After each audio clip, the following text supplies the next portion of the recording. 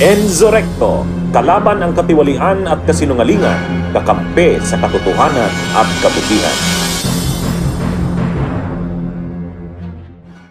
Mga kabunyog, ang totoo, ang laki ng problema ng kampo ng Duterte, lalo na si Sara. Kasi mga kabunyog, lahat na halos ng ginagawa nila, laging bigo at kapos. Laging bigo at kapos. Sa totoo lang, ano na yan maraming beses na silang kung ano-ano nang ginawa nilang diskarte. Laging kapos, laging bigo. Ang dami nilang kinaharap na mga problema. Ang solusyon sana dyan, pakilusin yung kanilang pwersa. Halimbawa, nung inaaresto si Kibuloy, may mga parali-rally pa sila, hindi naman nakapag-mobilize ng malaking pwersa. Wala rin. Nang si Duterte inaaresto na ng Interpol para dalhin sa ICC. Nagrally din noon ang mga kampo ng Duterte. Kahit nung naaresto na si Duterte, nadala na sa ICC, nanawagan sila ng rally doon sa Liwasan. Ilan lang ang naparali nila? 2,000, 3,000 lang yata yun. So wala talaga. Kahit nung naghihiring sa Kamara, tapos yung mga sila Sulaika, yung mga tao ni Sara, isa-isang dinadala sa veterans kasi nagkaka-high blood. Nagkaka-high blood. Nag-mobilize na naman sila noon ng mga sabi nila people power na ito, grabe na ang ginagawa kay BP Sara. Ay wala ding nangyari. Wala na namang nangyari. Tapos ito na naman, itong kay Marcoleta, nagrally na yung iglesia. Iglesia na yan Wala na naman. Lagi silang nananawagan, people power, wala. Kudeta, withdrawal of military support, wala. Plinano na nilang i-impeach si Pangulong Marcos. Wala rin, walang congressman na nag-endorse. Kumbaga, ito mga kabunyog, lahat ng pagtatangka nila, lahat ng ginagawa nila, lahat tapos, lahat bigo. Paano pa yan? Alam nyo, kung talagang malakas ang pwersa mo, sa dami ng mga nangyaring ito, parang sabi nga ng mga DDS pag nagsasalita sila, grabe na to, grabe na ang mga pinagdaanan natin, grabe na ang nangyayari sa atin. Okay, grabe na nga. Bakit hindi sila nakakamobilize ng malaking pwersa? Di ba? Kung iisipin, kung talagang malakas sila sa tao, kung talagang ang suporta ng tao ay nasa kanila, kung talagang totoo na ang simpatsya ng tao ay sa kanila, sa dami ba naman ang pinagdaanan nila? Di ba? Mga kabunyog, mga kababayan? Ano yan wala talaga itong nangyaring ito kay Marcoleta. Kung totoong suportado yan ng mga tao, malakas ang suporta nila sa tao, sa ganyan na nangyayari na ikakapitalize mo ginagamit nila yung inaapi si Marcoleta, marami sa kanila kinakasuhan na. Dapat na sila dyan, kumbaga yung kanilang mga supporters, lumalabas na sa kalsada. Galit na. Ay wala. Totoo galit sila pero iilan lang yung sumasama sa kanila. Ito ngang rally nila. Nung unang araw, noong June 30 ng madaling araw, kala nila sumunod na araw dadami. Ay wala, mas kumunti. Nung ikatlo, lalong mas kumunti. Kaya sa totoo lang, kapos na hindi malaman ng mga Duterte, hindi na nila malaman kung anong gagawin. Ano nang gagawin nila para gusto nila mapatalsik na si PBBM. Kasi kung mapapatalsik si PBBM, ipapalit nila si Sara. Pero ang tanong nga, paano?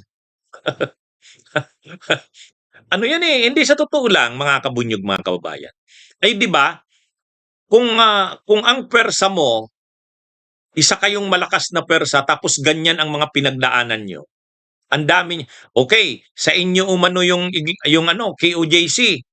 Malaking pwersa umano yan, yung Kingdom of Jesus Christ ni Kibuloy. Sa inyo umano ang Iglesia ni Cristo. Malaking pwersa din yan. Tapos maramian niya kayong mga supporters.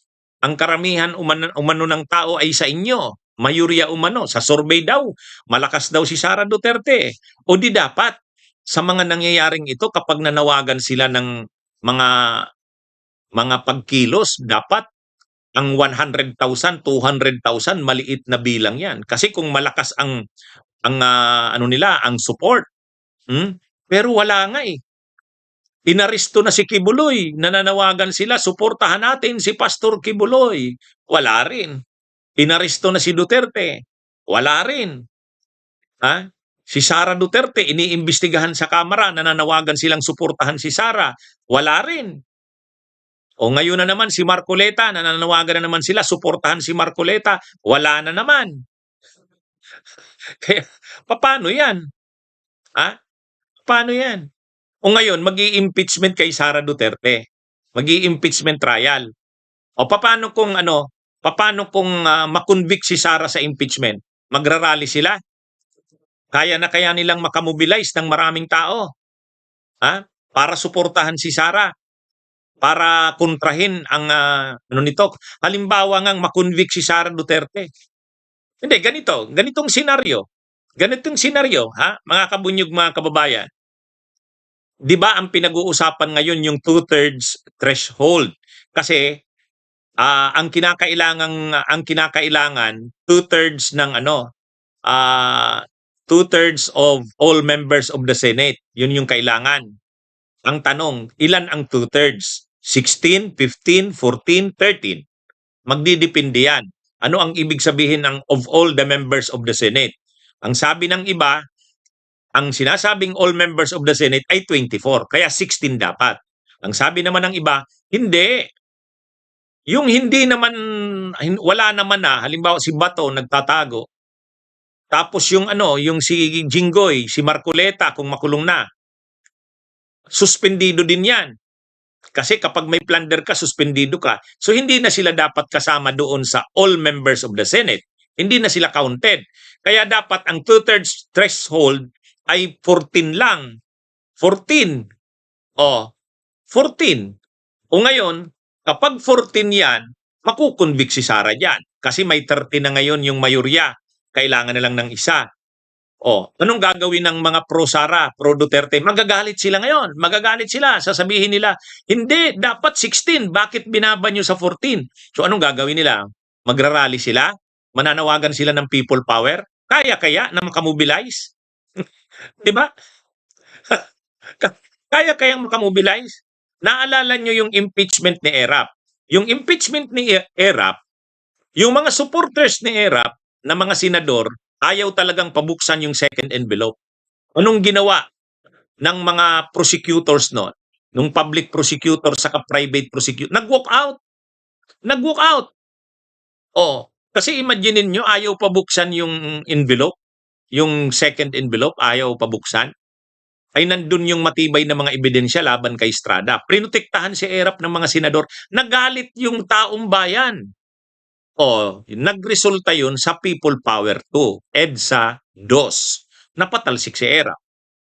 Ngayon, kung didesisyonan ng Senado, pag nagbotohan ang mga senador, mayorya dyan, ang majority dyan, grupo nila Gatchalian.